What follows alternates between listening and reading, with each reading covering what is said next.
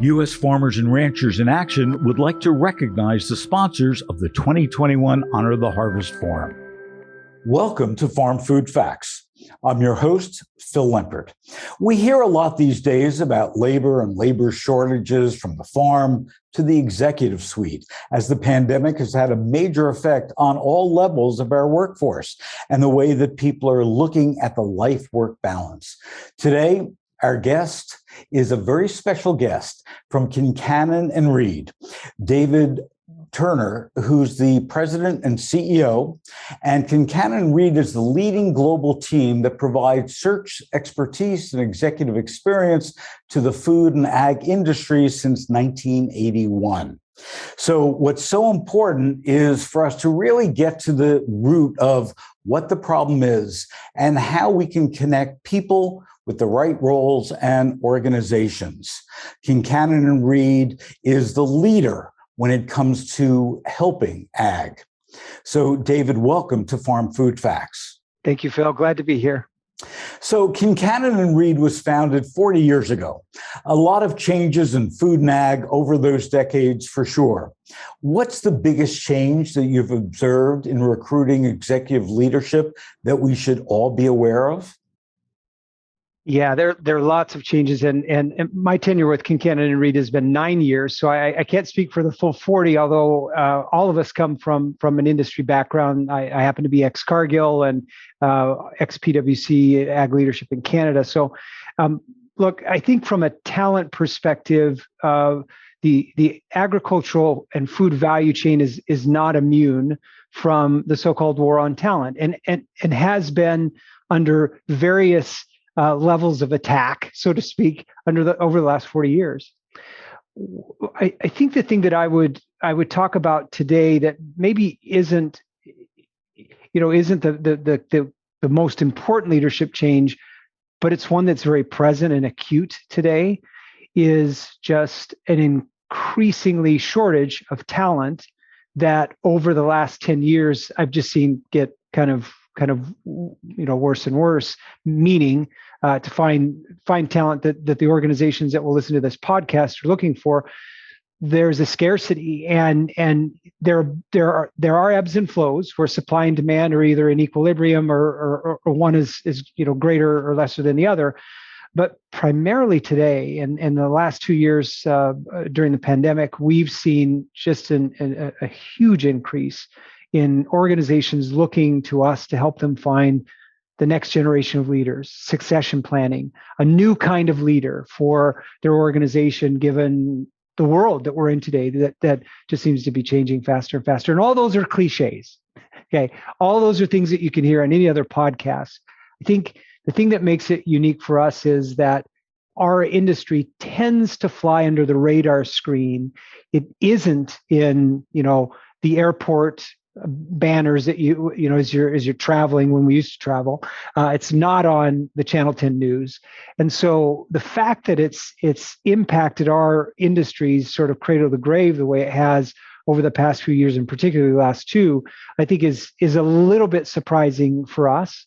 And we've got some challenges because our workforce in the ag food value chain is an aging workforce more so than even other industries. And so with the departure of folks that are deciding to, hang their spurs up and go do something else or retire, there really is a gap. There's a leadership gap and just a people gap, folks under those individuals that need to be filled. And it's tough to fill them. So David, when I look at food and ag, and I've been in food my entire life. My grandfather's a dairy farmer, and my father's a food manufacturer. How do we compete to get that top talent with folks like Google and Microsoft? I mean, the sexier, I hate to use that word, but the sexier businesses that offer maybe a little bit more money, or maybe a lot more money, and a little bit more excitement. How do we compete? I love that question, and we will not compete on being sexier. That's not my belief. I just don't think that is the nature of our collective industries, and there's really multiple industries within this major ag-food value chain. I think the secret is purpose, and I think the pandemic has given us a little bit of a gift. It's lemonade out of lemons. And I hear more and more with either individuals departing their current employment or those that are looking for new employment. And this notion of purpose that we all, we go to MBA school and you hear about it, it's important to have purpose, and it is, but kind of everyone has purpose. And so what's interesting about our industries is, Kincannon and Reed serves industries that feed the world and make it healthy. That is a noble purpose. Yes. That kind of trumps video games and entertainment and a bunch of other stuff that is super fun and, to your point, super exciting. But I'm finding, and particularly with my kids, the generation below me, their desire for being connected to something with purpose is greater than perhaps mine was, and I think that's an avenue that we can use more and more. Now, how we use it, that's a good question. Do you use it with traditional advertising? Do you use it? I mean, I think you kind of have to use it throughout the whole process. But I'm telling my clients today, when talent is so scarce, play the purpose card, particularly with younger generations, but increasingly with older. Look, all of us during the pandemic, I imagine, Phil, you're in the same boat, have had to take a hard look in the mirror and say, am I doing what I want to do? What's important to me? When I can't travel, when I can't spend time with my family, et cetera. And I think we're seeing a bit of an exodus out of our industry too, of folks that maybe have connected with the purpose of their current ag and food organizations, but have decided to either retire early because they want to run a bike shop. They want less stress in their life, or they're giving up huge incomes to do something that's simpler and closer to home. And those are things that we're going to have to work with ourselves. So we've got some challenges and some opportunities, I think, to attract that talent. I want to go back to something that you said. When we look at millennials and Generation Z, we've talked for years about how food involved they are, that they really care about where their food comes from. They care about recipes more and so on. So, gleaning from what you just said, do we have, future generations who are much more involved in food than perhaps you and I were when we were kids? And as a result, we're going to have, better leaders when it comes to food and agriculture because it's in their DNA? Yeah, it's a great question. I think the way these generations are involved in food today are different than the way we were involved in food. So you mentioned your father had, a dairy background, and my dad grew up on a bit of a farm in near Jackson Hole, Wyoming. I'm a city boy. I grew up in Phoenix.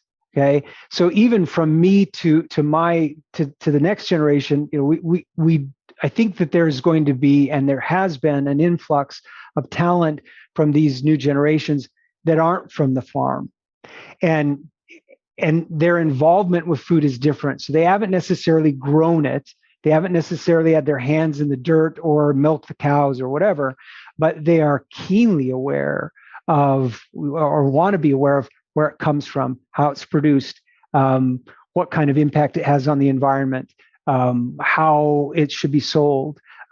If they're aware of food deserts in our cities because they're from the city.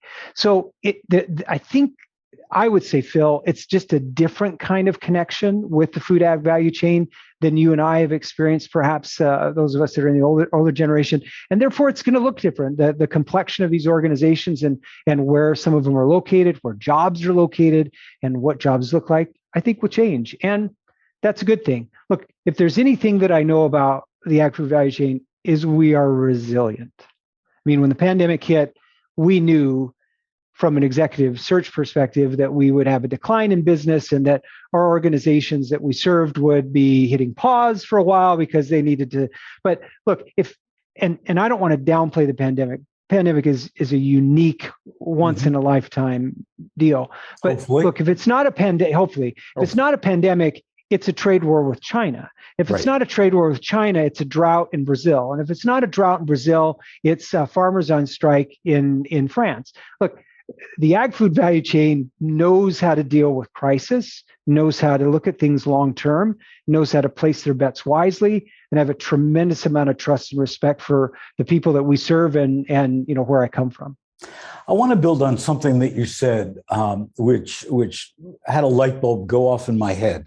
What I've seen over the past probably 2 or 3 years, in particular with Albertsons and Kroger, what they've done for senior leadership is they've gone outside the grocery world. Yeah. So typically, the old story was the CEO started out as a bagger, went up the line and so on. Now these retailers, these food retailers are stealing people away from Google and Microsoft and Walmart also doing the same thing. And what it's doing is it's giving these retailers a whole different lens on how to do business.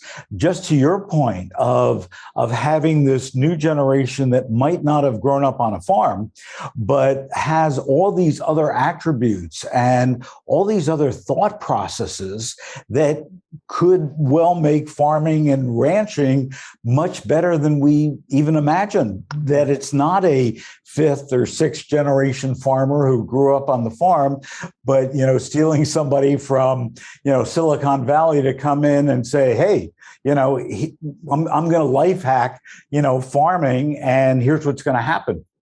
I agree, Phil. And frankly, it is both and it's not either and or. So I still see 7th-generation farming, families throughout the world, and I still see consolidation of farms and some other things that are happening. There is a place, I think, for both. It's not one usurping the other. I think there's a place for both in our industries going forward. And frankly, that's what's exciting. I mean, my best friend is in the gaming business, and I love him to death.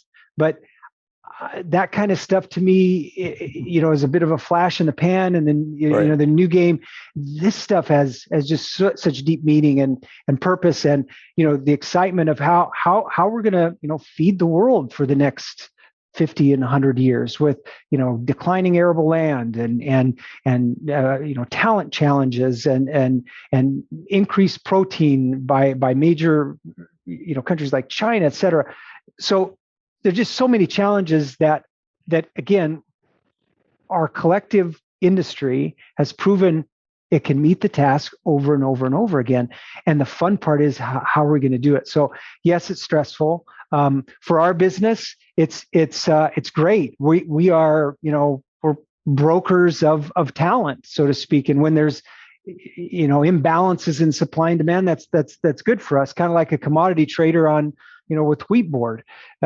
So we see this constant churn and change, and it's exciting for us to go find those folks from Google, represent companies, and explain to the Google folks who don't know, have never set foot on a farm, why this position, as to your point, COO of Kroger or something, is a great move for them, and represent organizations like those, the Krogers, Monsantos, Cargills, whatever, to bring talent in and help them, transfer those and parlay those skills from companies that you wouldn't traditionally think of as being connected to the ag food value chain, and get that talent infusion. But I should say, for every one of those people that we place and see, it is an uphill battle for them. Our cultures, which means a lot of things to a lot of different people, are incredibly strong and deeply rooted, part of the pun. And so when an individual comes from another industry altogether, we really have to take good care to make sure that they can come in and that they stick, because oftentimes we have a way of repelling somebody that doesn't think and act and has been on the farm like us. And yet, if we can embrace that and make the collective business better, that's what's going to help us survive. So let's talk about these people that you recruit for leadership. One of the comments that I hear consistently is that in farming and ranching and agriculture in general, we need more diversity. What are you seeing as it relates to cultural diversity, to build on what you just said? And are we moving that forward? Well, the answer is yes. We're moving that forward. Kincannon and Reed has spent a lot of time this past 18 months looking at the changes in the world and the diversity and inclusion dialogue that has amplified. And like other firms, we find ourselves in a unique position in that we are a collective of individuals that focuses on the ag-food value chain, and we come from very different backgrounds. The ag-food value chain tends to not be the most diverse and inclusive set of industries if you compare to others. There are pockets of what I would call traditional diversity and inclusion, then there are areas that are just super challenging. So if you look at our firm, inside, we have a lot of gender diversity. We have other forms of diversity too. At the partner level, though, we tend to be primarily male and white. Now, peeling the onion back, we've got folks from overseas that speak multiple languages. I mean, I lived in Latin America where my skin color was a minority for a number of years, just because. So we've got this unique group of experiences. I've got one partner that I think met his first person of color when he was 21. So I think what you have to do, and when people come to talk to me about this, first of all, I don't have all the answers. I don't have a perfect metric for anybody. I don't think there's a one size fits all, and that won't shock anybody. I do think that there is a requirement, morally and philosophically, to do something and to move the dial forward in your own way. We've done some trainings internally on unconscious bias, diversity and inclusion. We've done global trainings with our company. We're 70 people globally. Did that via Zoom. We've also talk about this on a regular basis in our calls. And there's an open line. If somebody has a question on diversity and inclusion, they can phone me and talk about it anytime they want. So we don't have it all conquered. I don't think other firms I've talked to do either. But I think they recognize that this is, again, it's good business. It's also the right thing to do, but it's sticky. It's a difficult conversation, especially when you're a white guy like me, and people look sometimes at me and say, well, you're not qualified to talk about this. Well, if with respect, that may be sort of true, but I think if we can't all be talking about this, then we really lose opportunity for real change. So I don't know if that answers your question, Phil, or helps a bit, but those are some of the thoughts that I have on diversity and inclusion. No, I think that's great. If you were to look into your crystal ball, what are the challenges that you see moving forward in attracting and retaining senior leaders and executives for food and ag? So I wrote down a few of these because these are, I don't think these will be a surprise, but I do think that they're important to talk about. Location and relocation. Relocation, period, full stop, today is a challenge for dual income families, particularly if you're looking to hire from a diversity and inclusion perspective. Oftentimes, if you're hiring one of the spouses, if you're looking to hire a female, for example, she's got a breadwinning spouse that is connected to that local community. And so anytime you're going to make a change where you've got dual income families, I think location and relocation are super important. And that won't be a shocker to the listeners here. But this is not only not going away, but with the crystal ball that's super cloudy in my mind about what the nature of work looks like for the next 5 years. Now that the pandemic has hit, you got half the population that feels like they can do what they've been doing at home, and they don't have to go into any office. And 40% of that population will do it for less money. Okay, that is something categorically new for us. And I think those firms that are quick to recognize that location and relocation, that they can be open and malleable to make that work, they're going to be able to attract better talent than other companies that can't. And look, some jobs just cannot be remote, for example, or they require relocation. But the cat's a little bit out of the bag with some folks that have been able to perform pretty well in this new setup. There's a whole other category of worker that can't wait to get back to the office. And so I wish I could tell you how this is going to play out. What I do know is that 5 years from now, we will be different. Okay, the nature of work will be different. And once again, those organizations that are able to look at things creatively and faster than others are going to be able to attract that talent sooner. So that's something that pops into mind. We've got to attract talent away from other industries. And again, I think there's a unique opportunity with this purpose card to play, that we can actually get people coming out of major institutions and even other firms to say, I'm going to pick ag and food over finance or technology. And I think if we do that right, we're going to get an infusion of talent that will, again, change our industry. And diversity and inclusion, we mentioned earlier, what does that mean?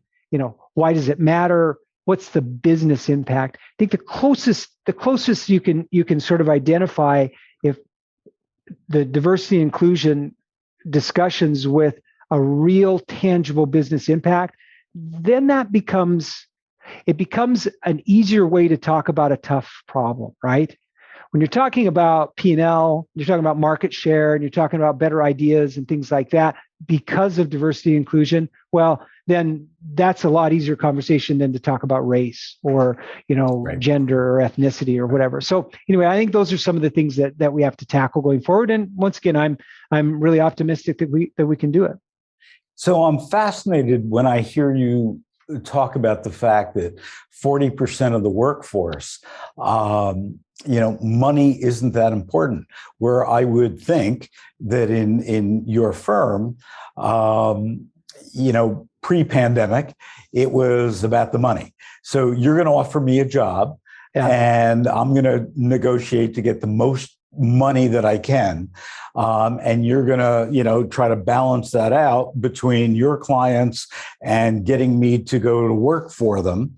But it's different now. So it's more of this, life and workforce balance that says that, I care about my family. I want to be home more. I don't necessarily have to be in the office. I can, do a lot of what I do on Zoom. So I'm just imagining that, your business has changed like this, away from just the money aspect of it to really being much more holistic and taking a much more holistic view of these executives that you want to recruit. Yeah, so a couple of clarifications. The statistics I quoted are Wall Street Journal statistics. I think they're about 6 or 8 months old, and they are cross industry, so they're not unique to the active value chain. So, but it's pretty good proxy. I would say so. So first of all, we are client backwards, not candidate forwards. What does that mean? We work for clients that are looking for talent, and we represent them, and we get paid by them. We don't get paid by the candidates. Right. And so when we are in a situation where we're helping to negotiate a package, a compensation package, we represent the client. Okay. At the same time, we guarantee our work, and we we sort of provide a bridge between the two parties. I would say that the candidates that we've worked with in my 9 years certainly still care about money. I think that has changed over the course of 9 years. In the last 2 years, they still care about money for sure, but it's this purpose, this work-life balance, this relocation, its risk has taken on a whole different panorama. And so, yes, negotiating and helping our clients negotiate with superior talent at the end is not just about money. We tell our clients today, though, okay, if you're looking for superior talent, today it's going to take you 20% longer to find them. Okay, even with us helping you, you're probably going to pay 30% more than you think you're going to pay. And you need to make decisions 50% faster. Interesting. So 20, 30, 50. Why? Because the superior talent has 3 offers. And it's not just about money, but it's the fact that they have 3.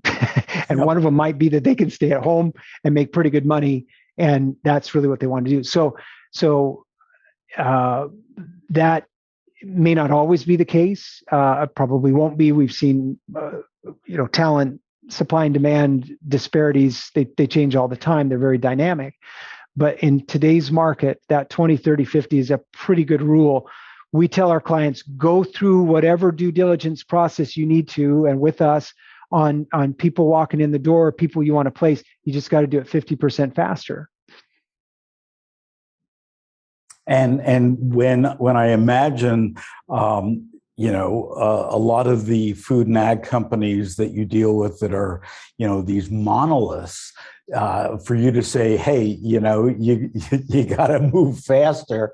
You probably have some of them just saying, whoa, we've got the system in place and we've got to go through all these things and you're asking us to change.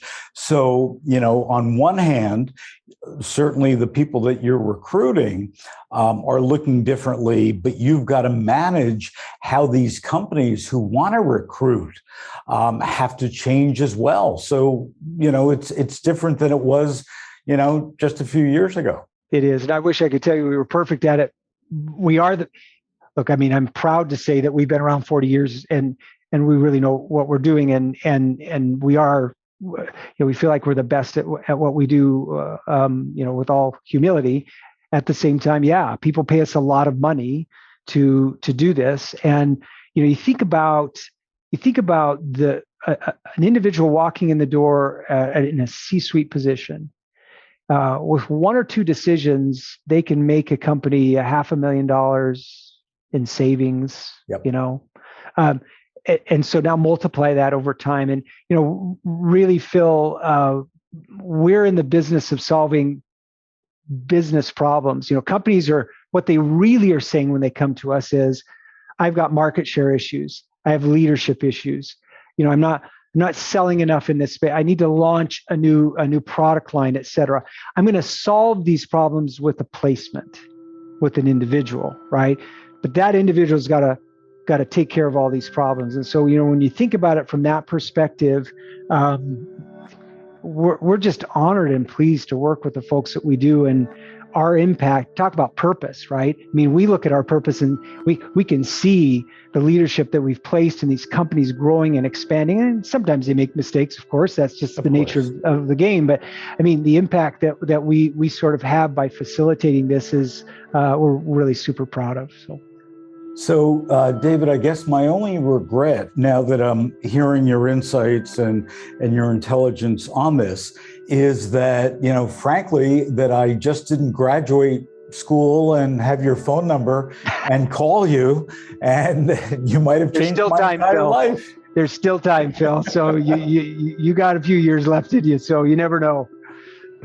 Well, David, thank you for joining us today on Farm Food Facts, sharing your insights and giving us a glimpse into probably the most challenging aspect that we face, whether it's at retail, on the farm, food service. We hear it in the headlines every single day. And because of people like you, we're going to be able to solve the problem. So thank you so much. My pleasure. Thank you very much for inviting me. All the best. U.S. Farmers and Ranchers in Action would like to recognize the sponsors of the 2021 Honor the Harvest Forum. Our Sapphire sponsors, Ernst & Young and the United Soybean Board. Our Platinum sponsors, the Innovation Center for U.S. Dairy, Native American Agriculture Fund, and Kincannon and Reed.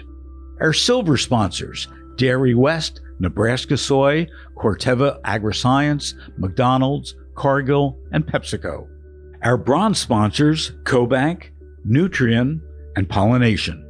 And our Copper sponsors, the Association of Equipment Manufacturers, Culver's, the Foundation for Food and Agriculture Research, and Hy-Vee's Supermarkets. For more about all food and agriculture, please visit us at farmersandranchers.org. Also be sure to visit us on Facebook and Instagram at Farmers and Ranchers, as well as on Twitter and LinkedIn at USFRA. Until next time.